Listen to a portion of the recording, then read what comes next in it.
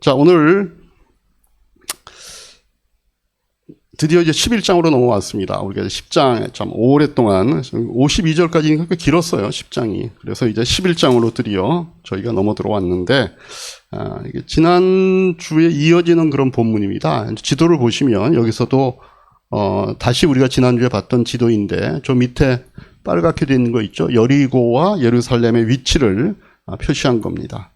우리 누가복음에 보면 예수님이 요 장면 바로 직전에 여리고를 통과해 나오시면서 삭개오를 만난 사건이 나옵니다. 근데 마가는 요거는 기록하지 않았어요.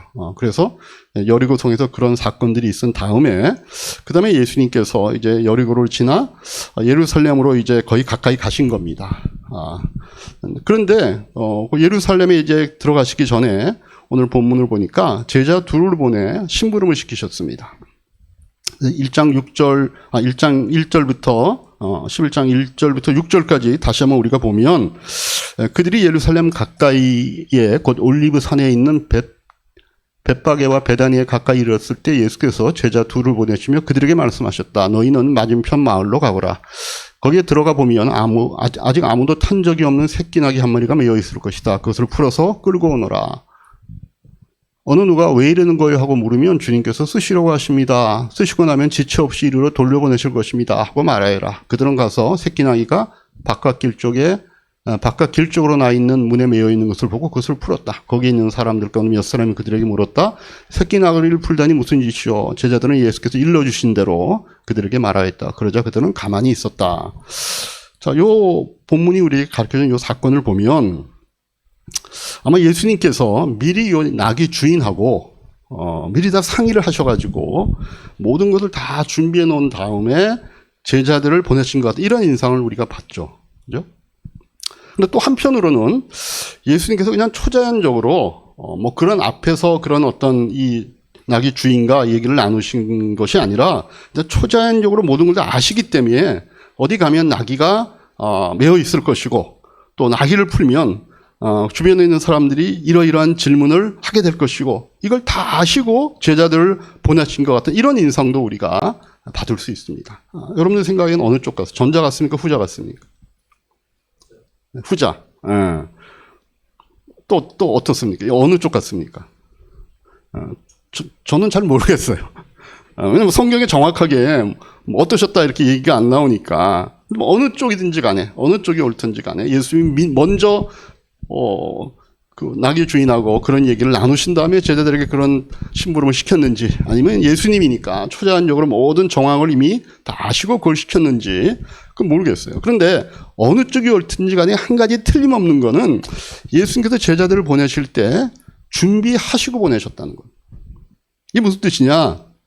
여러분 예수님께서 누구에게 어떤 일을 시키실 때는요 반드시 준비를 먼저 하시고 보내십니다. 그래서 평소에 이렇게 예수님께서는 준비를 시켜주시는 분이시다는 걸 알았기 때문에 이 제자 둘이, 심부름을 지금, 그 보냄을 받는 이 제자 둘이 예수님께서 그냥 막연하게 딴 얘기 없이 그렇게 가라고 했을 때에도 별 이의를 제기하지 않고 갔을 것이다. 이렇게 생각할 수 있죠. 여러분, 예수님께서는요, 준비하시는 분이십니다. 우리 마가복음 6장 7절의 말씀을 보면 우리가 잘 아는 이미 다루었던 부분이긴 한데 같이 한번 읽겠습니다. 그리고 12제자를 가까이 부르셔서 그들을 둘씩 보내시며 그들에게 악한 귀신을 억누르는 권능을 주셨다. 예수님께서 제자들에게 이 파송을 보내는데 그냥 보내시지 않으셨습니다. 준비시켜 보내셨습니다. 질병을 치료하고 귀신을 쫓아내줄 권능을 준 다음에 예수님께서 그들을 보내시는 겁니다. 또 사도행전 1장 8절 같은 데 보면 예수님이 우리에게 하시는 지상명령 있잖아요. 그 뭐라고 나와 있습니까? 같이 읽습니다. 그러나 성령이 너희에게 내리시며 너희는 능력을 받고 예루살렘과 온 유대와 사마리아에서 그리고 마침내 땅끝에 이르기로 내 증인이 될 것이다. 아마 이 명령을 받은 제자들이요 눈앞이 캄캄했을 겁니다. 왜? 이 사람들은요 자기 나라 밖을 벗어나 본 적도 없는 사람들입니다. 네? 어떻게 보면 시골 무지랭이 같은 사람들이 많아요. 갈릴리 촌오부들입니다. 근데 이 사람들에게 세상 끝까지 가라고 얘기하잖아요. 자기 마을도 못 벗은 이스라엘을 벗어난 적이 없는 사람에게 세상 끝까지 가라고 했으니까 얼마나 놀랐겠어요. 그러나 예수님께서 앞에 준비를 시키십니다. 너에게 성령이 임할 것이다. 그러면, 그러니까 다시 말하면 예수님께서 내가 너희를 준비시켜 보낼 거니까 성령께서 너희들과 항상 함께 가실 것이니까 염려하지 말라고 가라. 이 얘기 하시는 거거든요. 여러분, 예수님께서는요, 언제나 준비하시는 분이십니다. 그래서 우리가 내가 하는 일이 하나님의 뜻이다라고 하는 이런 생각이 들면 그 일이 어떻게 될지에 대해서 염려하실 필요가 사실 없습니다. 왜요? 준비하시는 하나님께서 여러분이 그 일을 해결할 수 있는 능력을 주시든지, 여러분에게 꼭 필요한 어떤 준비된 사람을 만나게 하시든지, 아니면 어떤 상황을 변화시켜 주셔서 반드시 그 일을 되게 하실 것이기 때문에. 왜? 하나님은 준비하시는 하나님이시기 때문에. 그래서 여러분, 우리가 하나님의 별명 가운데 여호와 이레가 있잖아요. 그죠? 아브라함이 자기 아들 이삭을 바치려고 할 때 하나님께서 스탑시키시고 어떻게 해서 이미 준비된 양이 있었잖아요. 그게 뭐예요? 준비하신 하나님, 여호와 이레 하나님. 하나님이요, 준비하신 하나님이십니다. 근데 우리는요, 어떻게 살아요? 너무 지금 이 일이 될까 안 될까 염려하는데 시간을 너무 많이 씁니다. 그것 때문에 오히려 주저앉고 걱정하다가 시도조차도 못하는 경우들이 많다는 겁니다. 근데 사실은요, 우리가 이게 될까 안 될까의 조바심을 없애버리고 그냥 일이 될까 안 될까 보다도 우리가 정작 시간을 써야 할 곳이 어디예요? 내가 원하는 이것이 정말 하나님의 뜻이냐, 하나님이 원하시는 것이냐, 하나님이 원하시는 방법이 있냐, 이걸 정하는 데 시간을 더 써야 되는 겁니다. 그게 결정이 되면 그 다음에는 염려 끝, 걱정 끝이라는 겁니다. 왜요?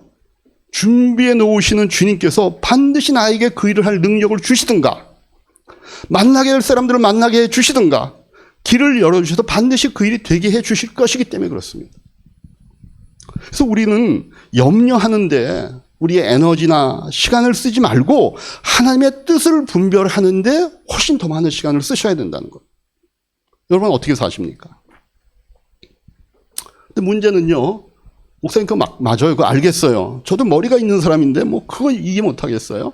걱정과 염려하는 데 쓰지 말고 오히려 하나님의 뜻을 분별하는 데 써라고. 좋습니다. 근데 목사님, 하나님의 뜻이 그게 100% 하나님의 뜻인지 어떻게 확신하겠습니까? 여러분, 하나님의 뜻 100% 확신하기 어렵습니다. 저는 어려운 것 같아요. 하나님 뜻으로 이게 하나님 뜻이냐 아니냐 어떻게 우리가 100% 확신합니까? 그래서 저는요, 하나님의 뜻에 한 80%, 90% 맞으면 그 다음에 저는 그걸 하나님의 뜻이라고 믿기로 했습니다. 그래서 우리가 생명섬 할 때 우리 초반부에 하는 정의가 있지 않습니까? 믿음은 결정이라는 겁니다. 다 따지고 검증하고 아구가 딱딱 맞기를 기다리면요, 우리가 믿을 필요가 없는 겁니다. 왜? 확실한데 뭐. 그 믿음이란 말이 필요 없는 겁니다, 사실. 다 아는 거니까. 근데 우리가 다 모르니까. 뭔가 애매하니까. 그러나 그럼에도 불구하고 맞다고 인정되는 부분이 더 크게 보이니까 그 부분을 근거로 믿음으로 붙잡고 우리가 그거를 믿음으로 결정하는 거 아닙니까? 그게 믿음인 겁니다. 그래서 내가 보기에 내 판단으로 이게 가장 하나님의 뜻 같은데 그래도 하다가 아니면 하나님이 말씀해 주시겠지. 그러면 그때 고치지 뭐. 이런 마음을 갖고 편하게 결정하고 편하게 실행하시면 된다는 겁니다. 그게 더 중요하다는 겁니다. 어떤 분은요, 너무 하나님의 뜻을 찾는다고 쩔쩔매고 고민하고 결정을 못한 채 있다가 시도조차도 못하는 일들이 생길 수 있다는 겁니다. 아니요, 하나님은 준비시키는 분이시기 때문에 우리가 그걸 믿고 좀 편하게 이게 하나님의 일이라고 한 7, 80 정도 여러분들 마음속에 확신이 들어오면 그걸 결정하고 하는 겁니다. 그래서 저는 여러분들이 여러분의 상업의 현장을 사역장으로 만드시면 좋겠어요. 사업을 다 주님께 맡기고 주님을 위해 사역하고 주님이 원하는 방법으로 사역하면 된다는 겁니다. 아니, 목사님, 사업자 등록 중에 제 이름이 있는데요? 그거 바꾸셔야 됩니다. 그 뭐 나라와 하는 일이니까 그렇지만 거기에 사업자 번호는 자기 이름으로 나왔어도 거기에 실질적인 주인은 하나님이 되게 해야 합니다. 하나님의 사업입니다. 하나님의 기업입니다. 여러분, 가정도 주님께 맡길 수 있어야 합니다. 여러분, 우리가 정말 가정의 주인으로 주님을 모셔서 우리 자녀들을 키워주실 분은 주님이시다 맡기고 주님의 뜻대로 양육할 수 있어야 합니다. 근데 우리가 다 붙잡고 있잖아요. 요즘 제가 재미있게 보는 드라마 중에 폭삭 속았수다 라고 하는 드라마가 있습니다. 여러분 한번 좀 보시면 좋을 거다. 왜냐하면 이게 연령대별로 공감하는 부분들이 다 다르지만 그래도 이렇게 서로 보면서 부모 자녀 간에 대화할 수도 있고 좋더라고요. 그죠? 그래서 아이들이 묻는데요. 엄마는 어디서 울었어? 좀 울컥하는 장면들이 있거든요. 그랬더니 의외로 젊은이들이 울컥하는 장면하고 부모님들이 울컥하는 장면이 좀 다른 걸 보고서 좀 차이가 있네. 또 어떤 것은 공감이 되네. 이런 내용들을 갖고 가족들이 대화할 수 있으니까 보는 거 좋은 것 같아요. 한 가문의 그 인생사들을 쭉 이렇게 몇 대에 걸쳐서 다뤄주는 작품인데, 그걸 보면 하나님 없는 인생들은 결국 그렇게 살겠구나. 그죠? 그러니까 매여 있는 게 있는 거야. 이 세상 안에서 모든 걸 다 풀어야 돼요. 그걸 부모 자녀 간에 풀든 본인이 겪고 있는 환경과 풀든, 그러니까 세상에서 살아가는 사람들이 그냥 진한 육수 같은 얘기가 나오는 거예요, 거기서. 그걸 보니까 사람들이 공감이 되는 거예요. 근데 그게 이제 기독교 영화가 아니니까 저는 그게 그냥 인생을 표현하는 최선의 방법이라고 봐요. 근데 우리 크리스찬으로 좀 다를 수 있잖아요. 우리의 주인은요, 우리의 조상도 아니고, 우리의 부모도 아니고, 우리의 기대할 대상은 자녀도 아니고, 우리가 경험하고 있는 세상 어떤 환경도 아닌 거예요. 그 모든 것들의 주인 되시는 하나님을 우리가 인정하고 우리의 인생에 모셔드릴 때, 저는 그런 인생을 보는 눈들이 좀 달라질 수 있다고 봐요. 사업장도 마찬가지고, 우리 가정도 마찬가지고, 사실은 교회 사역도 주님이 원하시는 방법대로 하면 되는 겁니다. 그래서 이런 나의 삶의 영역들의 주인이 하나님이시고, 우리는 그 삶을 우리의 주인 되신 하나님께 영광을 돌리기 위해서 한다라고 하면 사실은 그 다음부터는 걱정할 게 없는 거예요. 환경은 걱정스럽죠. 자녀가 걱정이 되고 사업이 걱정이 되지만, 그럼에도 불구하고 진짜 그 문제를 하나님 앞에 우리가 온전히 드린다면 걱정의 부분들이 점점 사라져 갈 수 있다는 겁니다. 그러니까 우리 사실 우리의 인생은 그 싸움하는 겁니다. 크리스찬들이 믿지 않는 사람들과 인생의 싸움이 뭐가 차이가 있어요? 만나는 환경이 다른가요? 경험하는 인생의 어떤 시간들이, 나는 사춘기를 겪기 싫어. 그래가지고 사춘기를 크리스찬들은 건너뛰나요? 나는 사춘기보다 요새는 뭐죠? 뒤에 나이가 들면 겪는 거? 갱년기. 겪고 있으니까 딱 대답을 하네. 갱년기. 갱년기가 더 심하다는데, 하나님 저는 예수 잘 믿으니까 갱년기 넘어갈래요. 안 넘어가는 거예요. 시간은 그렇게 흘러가니까. 그럼에도 불구하고 크리스찬들은 그 삶의 시간들을 걸어가는 모습들이 다를 수밖에 없는 이유는 뭔가 하면은 세상 사람들이 못 붙잡고 있는 것, 보지 못하는 것들을 보는 겁니다. 그걸 붙잡을 수 있는 겁니다. 그래서 우리가 하나님의 일을 하고 하나님의 뜻을 실천하는 동안은 그 일을 위하여 준비시켜 주시는 하나님께서 반드시 내게 그 일을 넘어갈 능력을 주시든가, 아니면 그 일을 풀어가는 데 필요한 사람을 만나게 해주시든가, 그 길을 열어주신다는 믿음을 갖고 가는 길이라는 겁니다. 그래서 신앙은요, 나이가 들어갈수록 깊어질 수밖에 없는 거예요. 이거는 경험해 가야 아는 것들이. 그러니까 지금 우리 교회는 지금 보니까 한 7대3 정도로 젊은 연령대에 있는 분들이 좀 더 있잖아요. 그죠? 그래서 저는, 어쩌면 이 설교가 그분들에게는, 그런가? 라고 하는 생각을 던질 수도 있는데, 그러니까 나이가 좀 드신 성도님들이 이런 설교할 때는요, 맞아. 이렇게 하고 격하게 반영들을 좀 해줘야 됩니다. 그래야, 젊은이들이 보면서, 맞죠. 그렇구나. 우리는 아직 모르지만, 저분들이 저렇게 끄떡끄떡 하는 거니까 맞겠지. 라고 해야 됩니다. 근데 진짜 그런 겁니다. 저도 제가 목회자지만 제가 30대, 40대 넘어오는 거하고 50대 넘어오는 거하고 지금 60 중반이 돼가니까 또 달라지는 거예요. 뭔가 이렇게 헤아리는 눈들에 조금 변화가 생겨요. 그러나 어쨌든 그래서 여러분들에게 더 강하게 얘기할 수 있는 것들은 뭔가 하면 우리의 인생을 그런 식으로 볼 수 있어야 한다는 겁니다. 자, 예수님께서 어찌됐든 이제 제자들이 가서 예수님 말씀을 듣고 나귀를 끌고 온 거예요. 그러니까 7절, 8절을 같이 한번 읽겠습니다. 제자들이 그 새끼 나귀를 예수께로 끌고 와서 자기의 겉옷을 그 등 위에 걸쳐 놓으니 예수께서 그 위에 올라타셨다. 많은 사람이 자기들의 겉옷을 길에다 폈으며 다른 사람들은 들에서 잎 많은 생가지 나무를 꺾어다가 길에다 깔았다. 요게 이제 개선 장군에 대한 어떤 경외의 표시로 옛날에 이런 관습이 있는 거예요. 그죠? 개선 장군이 이제 전쟁에서 승리하고 돌아오면 맨 앞에서 백마를 타고 이렇게 쫙 이렇게 걸어 들어오면 영화에서 많이 보셨잖아요. 그죠? 그런 것들을 이제 예수님께서 시연을 하신 거죠. 근데 조금 차이가 있어요. 일단 여기 이제 잎이 많은 생나무 가지, 이거는 이제 요즘 말하면 종려나무입니다. 그죠? 여러분들 뭐 제주도나 이런 데 가면은 보시잖아요. 종려나무. 뭐 이런 것들. 그래서 우리가 요 예수님이 예루살렘에 입성하는 요 때를 절기를 따지는 교단 같은데 여기 종려주일인 겁니다. 왜 종려주일이라면 요 상황 때문에 그렇습니다. 그래서 이걸 팜 선데이 이렇게 얘기하죠. 그죠? 팜이 이제 종려나무, 야자수니까. 그리고 이제 예수님이 그렇게 이제 개선 장군의 어떤 그런 모습을 이렇게 보이시면서 입성을 해 옵니다. 9절 같이 읽겠습니다.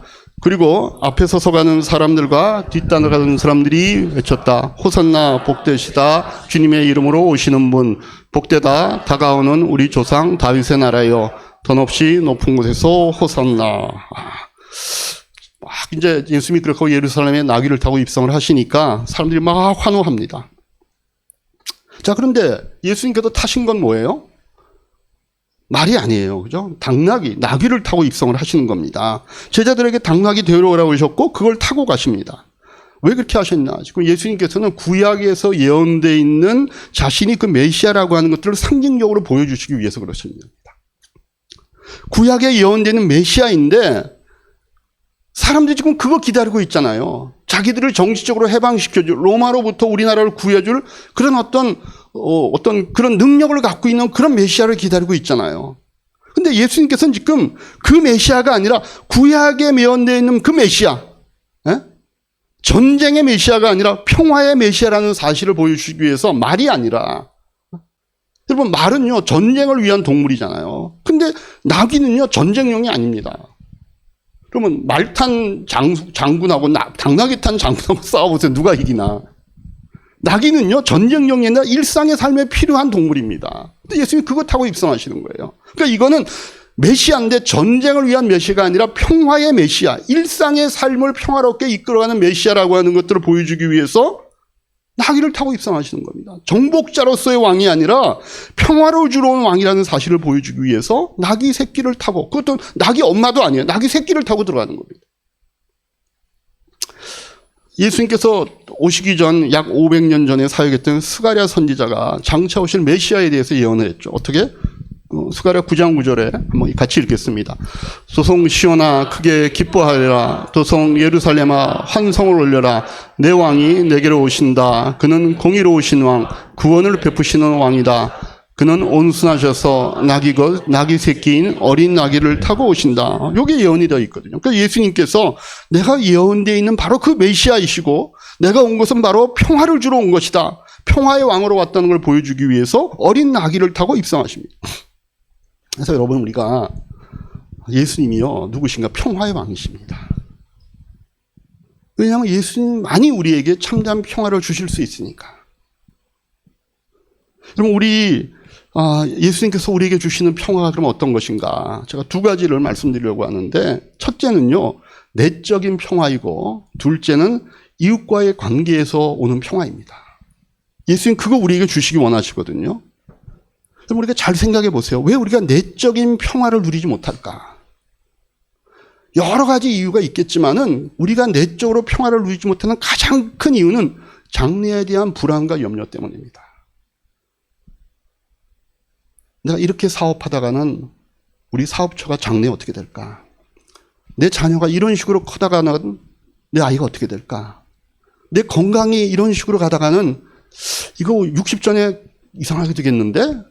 이런 장래에 대한 불안과 염려가 있어요. 근데 여러분, 굿뉴스입니다. 예수님을 내 인생의 주인으로 모셔드리면 이 장래에 대한 불안과 염려가 없어지면서 우리가 평화를 맛보게 된다는 겁니다. 예수님이 그거 지금 보여주시는 거예요, 우리에게.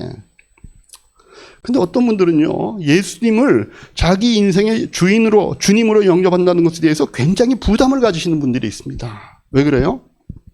예수님을 주님으로 영접하면 그분 뜻대로 살아야 되고 그분에게 순종해야 되니까. 그렇게 부담이 되는 거예요. 내가 주님을 영접할 때 구원자로만이 아니라 내 인생의 주인으로 영접하잖아요. 그럼 우리가 주인 대신 그분의 뜻을 쫓아 살아야 되고 그분께 순종하면서 살아야 되는데 그게 부담스러운 겁니다. 왜 내가 남의 말을 들어야 되지? 내가 왜 누구의 말을 듣고 살아야 되지?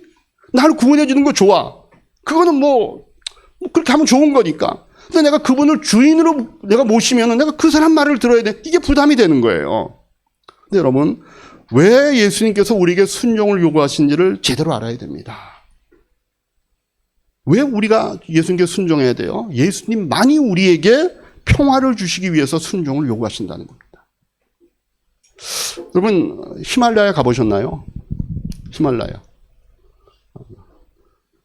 저는요, 석성산도 안 가봐서 그런 표정들이에요.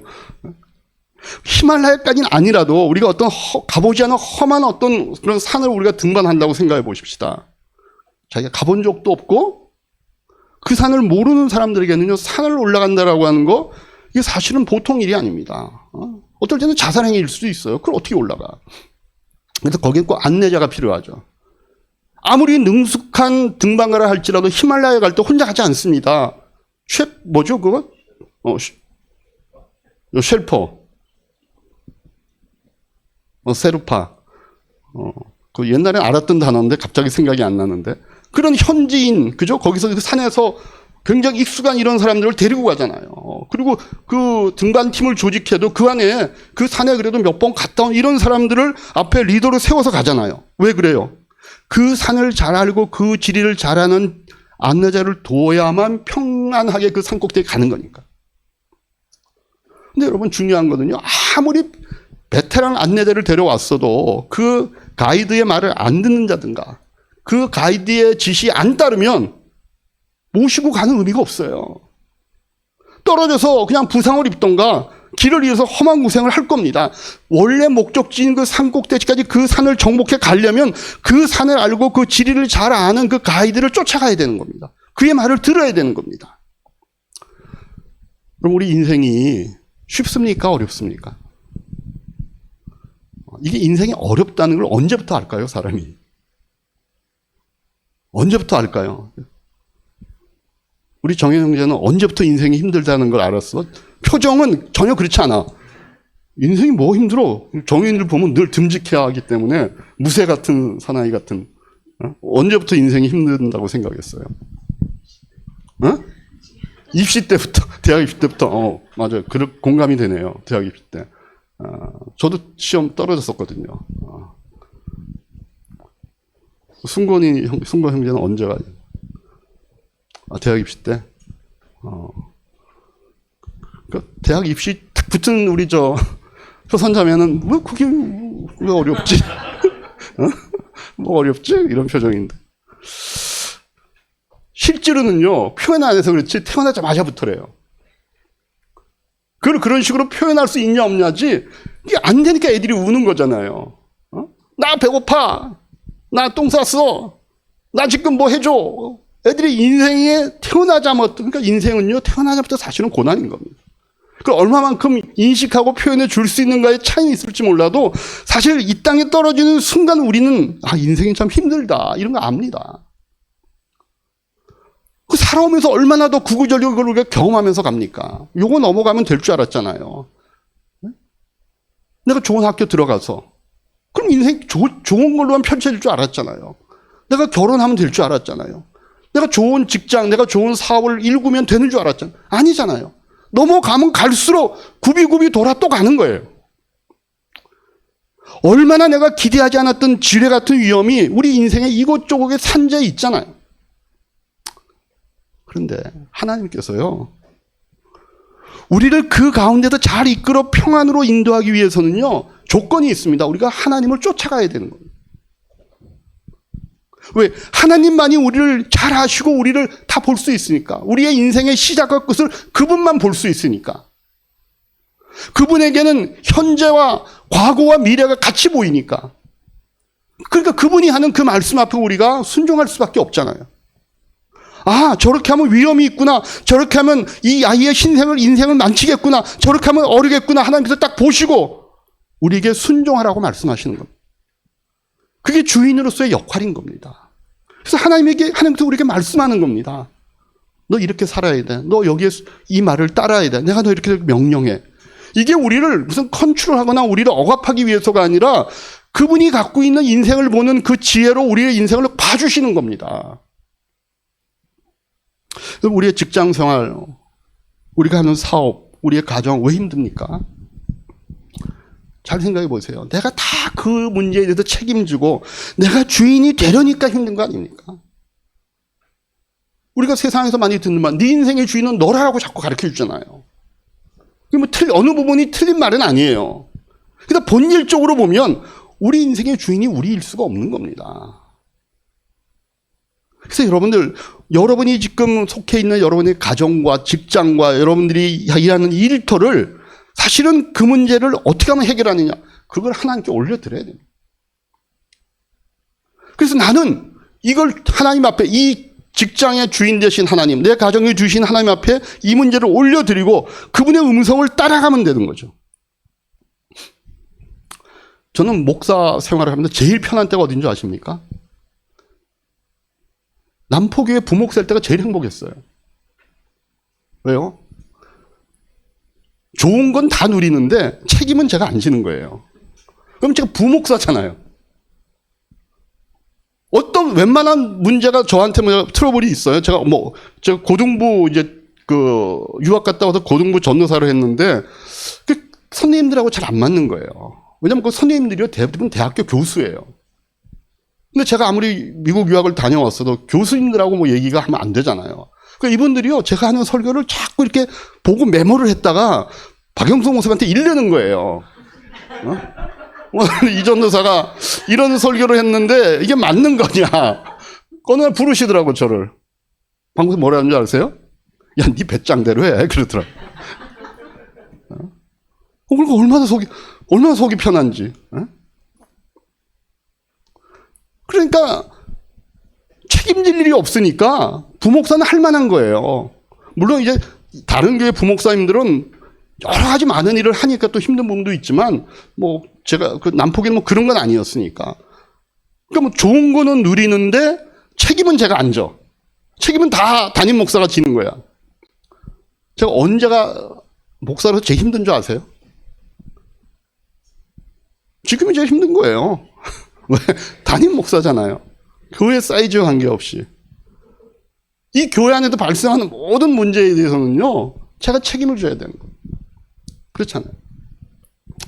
심지어는요, 이렇게 지나가다가 진이형의 손님이 좀 없어요, 어느 날. 그럼 마음에 책임감이 느껴지는 거예요. 내가 기도를 덜 했나? 근데 이렇게 지나가면서 차를 세워놓고 이렇게 들어가면서 그러면 그 앞을 지나가야 되거든요. 보면 유리창 너머로 그렇게 통창을 했는지 몰라. 다 보이게. 안 보이면 마음이 좀 드는데 보고 사람이 좀 앉아있으면 들어갈 때도 제가 자신감 있게 들어가는데 보고 이렇게 좀 사람이 띄엄띄엄 잘 안 보여. 그러면 들어갈 때 내가 기도를 안 했나? 이렇게 하고 들어가게 돼요. 응? 마찬가지예요. 직장 신방을 갔는데 그 직장 분위기가 좀 이렇게 다운되어 있으면은요, 마음이 탁 내려앉는 거예요. 내가 원래 기도를 안 했나? 어스물쿨 갔잖아요. 거기 갔는데 손님이 많으면요, 괜히 제가 막 뿌듯해요. 근데 가면 없잖아요, 손님이. 이거 어떡하나. 목사님들에게 카톡을 돌려야 되나. 그러니까 여러분, 그게 목사인 것 같아요. 왜냐면 제가 최종 책임자니까. 근데 제가 어느 날 여기서부터 자유로워졌어요. 왜냐면, 내가 이 교회 담임 목사가 아니지. 담임 목사님 주님이시지. 주님이 이 교회의 담임 목사잖아. 그럼 난 부목사야. 그럼 그냥 주님이 나에게 하라고 하는 것대로 하면 되지 뭐. 그건 왜 내가 최종적인 책임을 진다고. 그렇게 하고 있어. 그냥 주님이 어느 때 그냥 이제 삼공부 좀 해야 되지 않냐, 너희 교회? 그럼 네 하고 하면 되는 거고. 이제는 성도들하고 같이 시간 보내고 다니면서 같이 이렇게 좀 다녀. 그러면 거기 따르면 되는 거고, 그죠? 기도해야 되지 않겠니? 그럼 마음을 좀 하면 되는 거고. 근데 예전에는요, 이거를 1년 계획을 쫙 짜갖고 막 이렇게 한 거예요. 해갖고서 이거 좀 해야 되는데 어떡하지 이렇게 하다 보면 제 마음도 불편하고. 그래서 지금 제가 이전보다 남들이 보면은 담임 목사인데 사실은 제 마음엔 제가 부목사라고 생각하고 삽니다. 제가 이 얘기 왜 하냐면요, 이게 제 얘기만이 아니라 여러분들의 인생에 여러분들의 주인이 누구냐를 분명히 붙잡으시기 바랍니다. 그래서 우리가 평안을 누리고 평안으로 가려면 우리가 순종해야 된다. 누구? 하나님을 주님을 쫓아야 되는 겁니다. 그래서 예수님을 주님으로 영접하는 게 부담이라고 느끼는 분이 혹시라도 계시면 오늘 그 마음을 정리할 수 있기를 바랍니다. 하나님께서, 주님께서 나를 따르라 라고 하는 것이 나의 평안을 위해서라는 사실을 여러분들이 믿으시기를 바랍니다. 두 번째로 예수님께서 우리에게 주시기를 바라는 평안은요, 이런 내적인 평안만이 아니라 이웃과의 평안도 주시는 분이십니다. 여러분, 왜 우리가 이웃과 평안하지 못하고 불안합니까?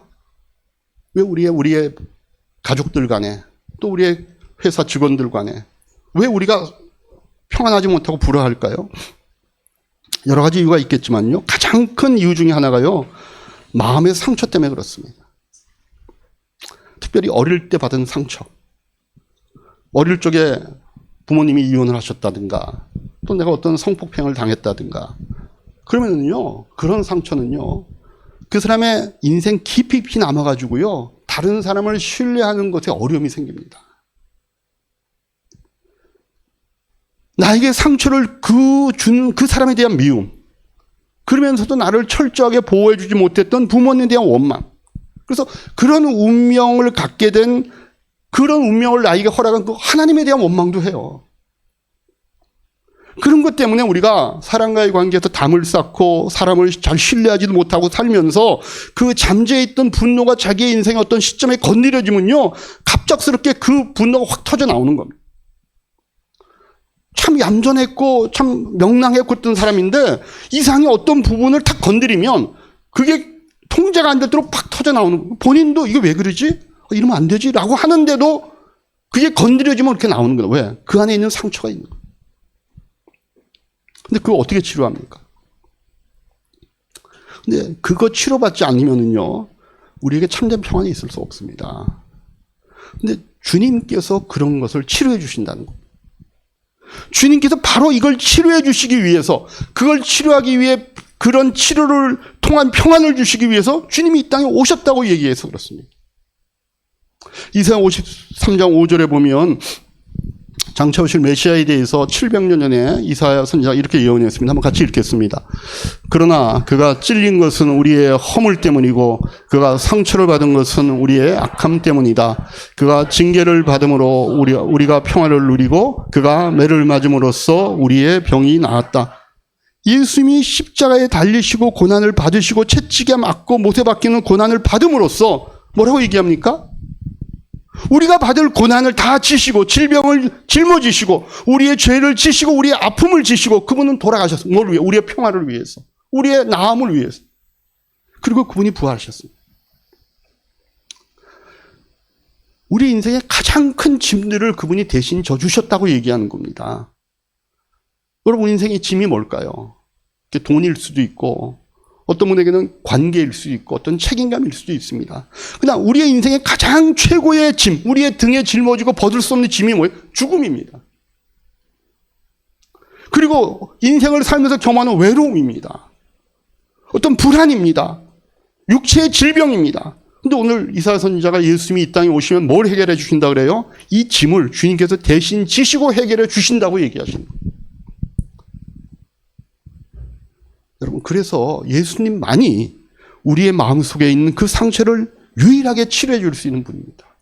용서라고 하는 도구를 통해서, 회개라고 하는 도구를 사용하셔서 우리를 근본적으로 치료해 주시고 그로 인하여 이웃과 평화를 누리면서 살 수 있도록 해 주신다는 겁니다.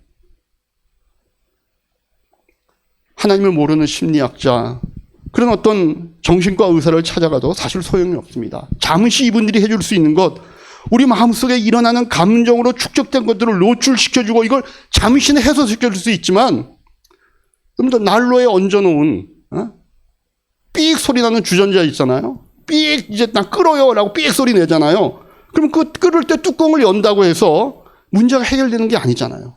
불을 꺼야 되잖아요. 다시 뚜껑 닫으면요 또 넘쳐나는 겁니다. 그래서 중요한 건 불을 꺼야 되는 겁니다. 그래서 그 불을, 우리 마음속에 있는 그 상처가 남아있는 그 불을 꺼줄 수 있는 유일한 분은 예수님밖에 없습니다. 어떤 심리학자, 어떤 상담가도 그 불을 꺼줄 수 없습니다. 왜? 예수님께서 이런 상처를 치유하고 우리에게 평화를 주시기에 왔다라고 성경이 우리에게 약속하기 때문에 그렇습니다. 우리가 예수를 믿는다는 건 그런 겁니다. 예수님 우리에게 평화를 주시는 분이십니다. 오늘 혹시 이 가운데 마음에 평화가 없이 앉아 계신 분이 계신다면 한번 조용히 생각해 보시기 바랍니다. 왜 나에겐 평화가 없을까? 왜 나는 하루를 마감하면서 내 마음에 평화가 있기보다는 잠들기조차 힘든 그런 마음의 걱정과 염려와 불안으로 나는 하루를 마감을 하는가? 아직까지 이 시간에 예수님이 영접하지 않은 분들이 계시면 오늘 이 시간 예수님이 영접하시고 그 문제를 주님께 맡길 수 있길 바랍니다. 그분이 주시는 평안을 맛볼 수 있기를 바랍니다. 혹시 이 가운데 예수님을 영접했지만 그럼에도 불구하고 마음에 평화가 없는 분들도 생각해 보시기 바랍니다. 내가 지금 예수님을 내 인생의 주인으로 모셨지만 내가 주님을 주님으로 대접하지 못했기 때문에 내 마음에 평화가 없는 거 아닐까? 예수님이 인도하시는 길이 있다는 걸 분명히 알면서도 여전히 나는 내 뜻과 내 고집과 내 갈 길을 주장하기 때문에 내가 이렇게 고뇌하고 내가 이렇게 갈등하고 아파하는 이 자리에 내가 머물고 있는 건 아닐까? 여러분 살펴보시고 그렇게 하면 회개하는 아침이 되기를 바랍니다. 그리고 다시 한번 예수님을 나의 주인으로 모셔서 다시 한번 내 삶의 주도권을 그분에게 드리고 순종하는 삶을 시작하시기 바랍니다. 그러면 주님께서 다시 여러분들에게 평안을 주실 것입니다. 왜? 하나님의 말씀은 변함이 없는 거니까. 문제는 우리에게 있으니까. 오늘 한 주간 그런 평화의 주님을 만날 수 있는 여러분들이 되시기를 주님의 이름으로 축복합니다. 기도하겠습니다.